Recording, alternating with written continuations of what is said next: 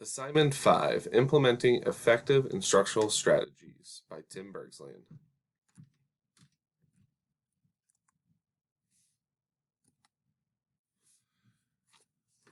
Cooperative Learning.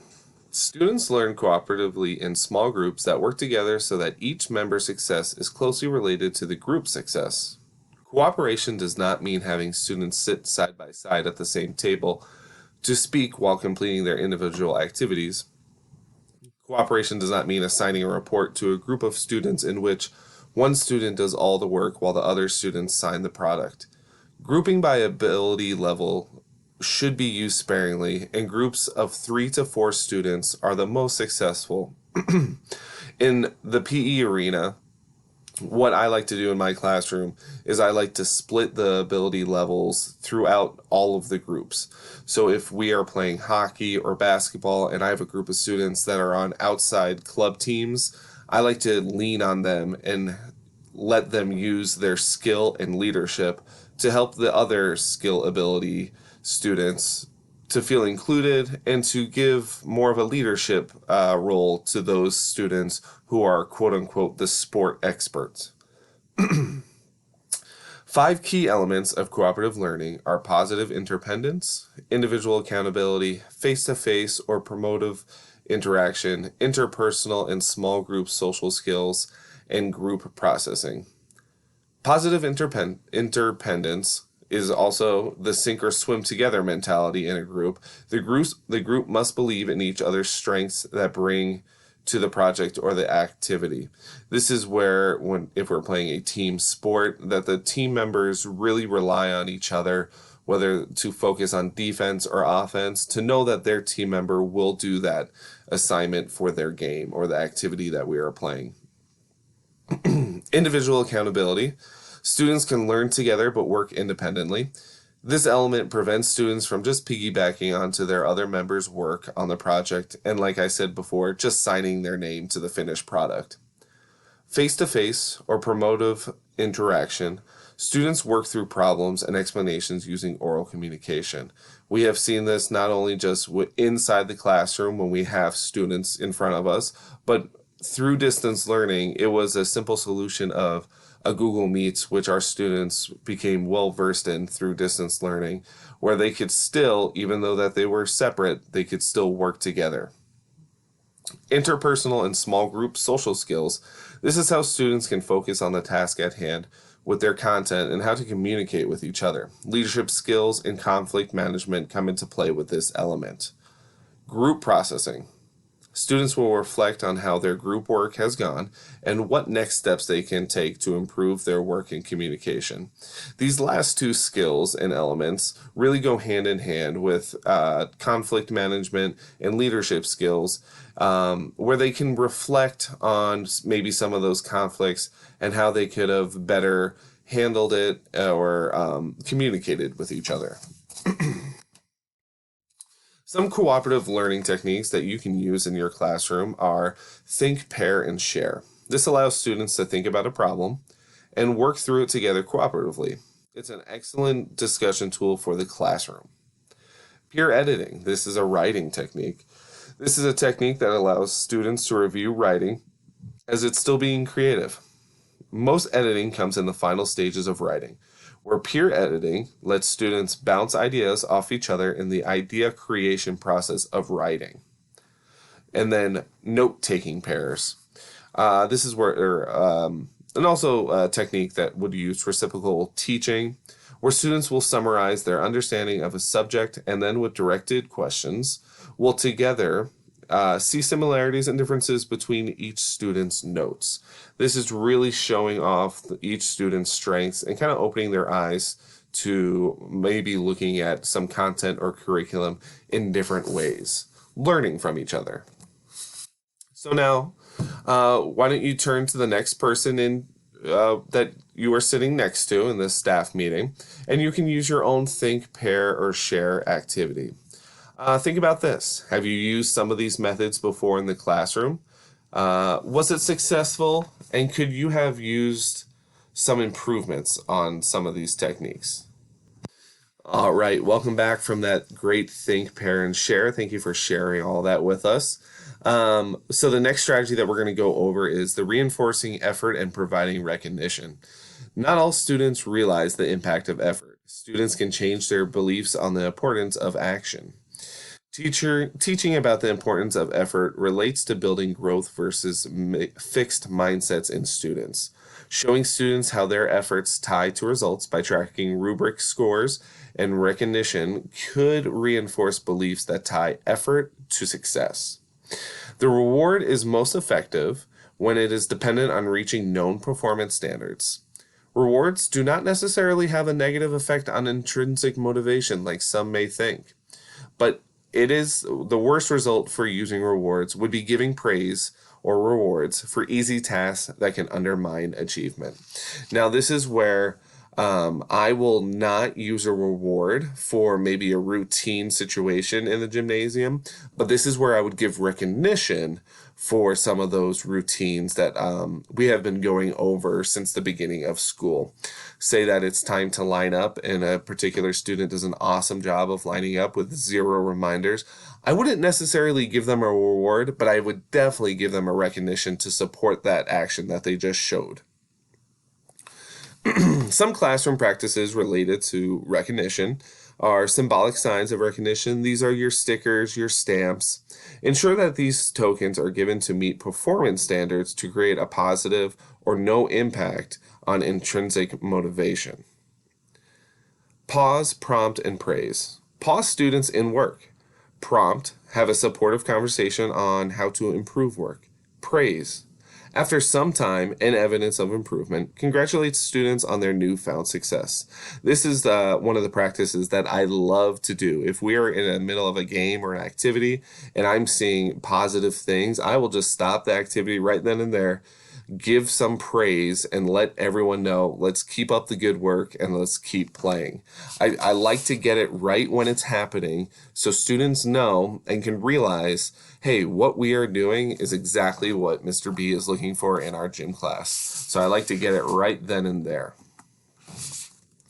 How you can put this reinforcing effort and providing recognition into practice. Some of the preparation steps.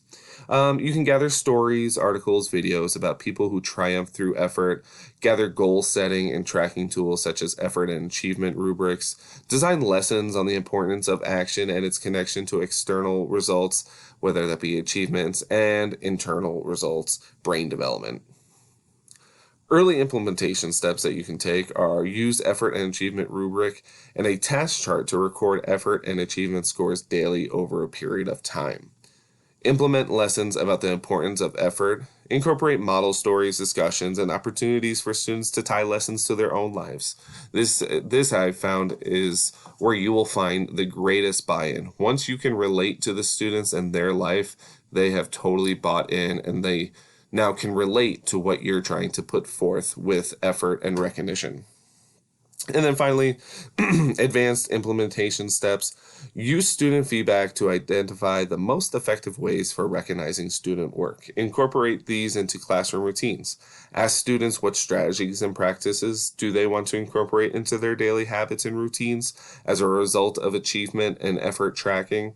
This I've found can be a little bit tricky when you have some introverted students who might be a little bit embarrassed if you call out their name for some recognition or rewards. You want to make sure that every student is comfortable while giving this praise, and sometimes that just might be a silent pat on the back or a one-on-one quick conversation to support their behavior that you want to continue. Vice versa, with also giving some feedback. You may want to have that one-on-one conversation when there's some improvement needed with certain students. It's all about getting to know what your students want and what your students need.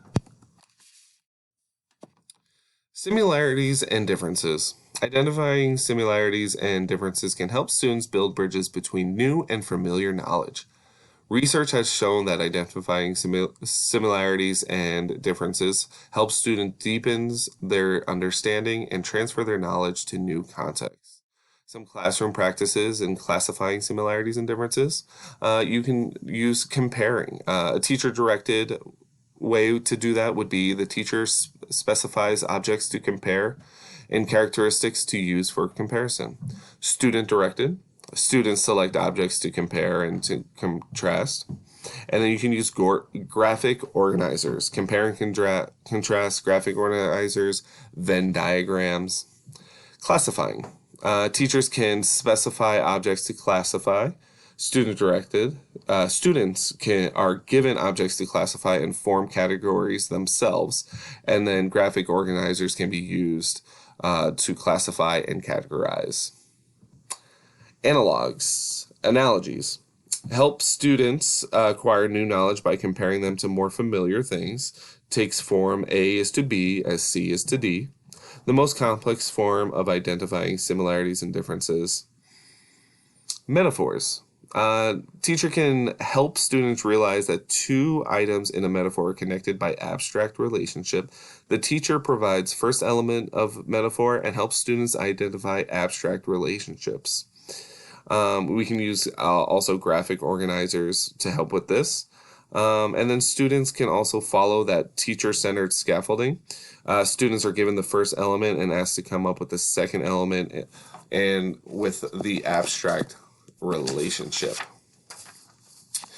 And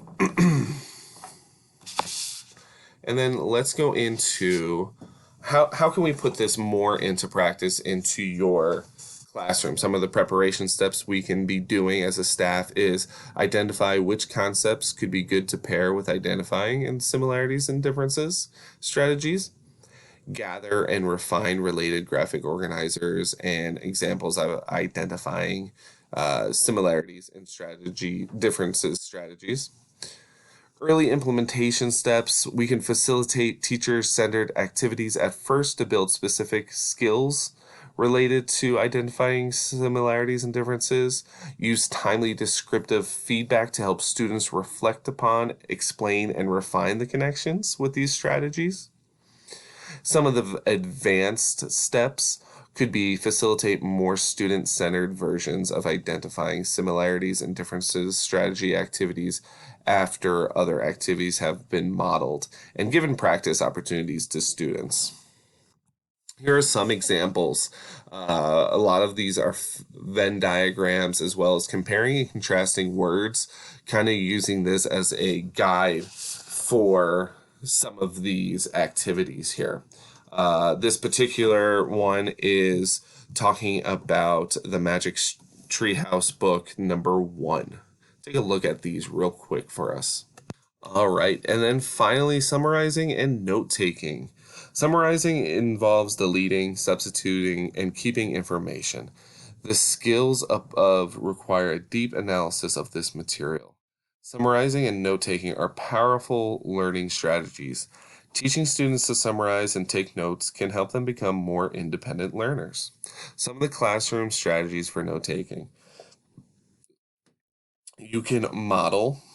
Teachers can be taking notes, showing different strategies, how they do it, which would kind of fall into the informal outline, where you're just really summarizing the main points of a text. Webbing, sizes of circles represent the relative importance of ideas, and lines show relationships between ideas. And then also you can use the combination of webbing and informal outline. This is the use of columns to distinguish the two models. So you would have it on the same page so you can reference it very quickly, but you do have that line in between. So you do have the difference between the informal and the webbing, and it's all on one page for you for your notes. How to put this in practice? How do we do this in your classroom? Well, preparation steps would pre-assess students' note-taking and summarizing skills. You would want to identify their strengths and their gaps. You would want to gather and prepare graphic organizers and visuals that would go along with the selected strategies that we talked about before. That would be the informal and the webbing. Early implementation steps, model, use think aloud and graphic organizers, summarizing and or note-taking strategies. Give students opportunities to practice these strategies. This would be in a kind of a low impact situation where it would be more of a practice than, say, you're going to use these notes for an upcoming quiz or test. Advanced implementation steps. Have students reflect on the impact of different note-taking strategies and how they have it on their learning, what the impact is on their learning. Let students use their reflections to choose the most effective note-taking strategy that fits their learning style and preferences. Note-taking is a skill, and with skill takes practice. So please let your students kind of find out what strategy really fits their strengths the best. It could be that informal outline, it could be that webbing, it could be a combination of both. I want to thank you right now, guys, for this professional development opportunity during this staff meeting. I hope some of this you'll be able to find useful. Also, if you want to go to that Marzano book, where it is classroom instruction that works, research-based strategies for increasing student achievement, you can do some further reading. And then, of course, I'm sticking around after this staff meeting if you have any other questions. Once again, thank you so much.